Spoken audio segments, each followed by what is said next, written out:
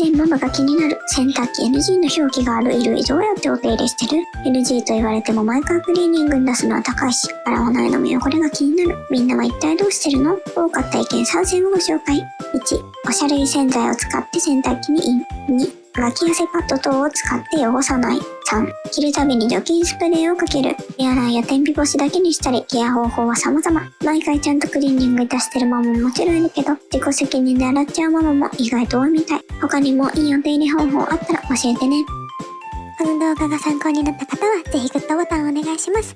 キャリオンでは他にも役立つ情報を発信中です。チャンネル登録して次回の育児情報も見逃さないでね。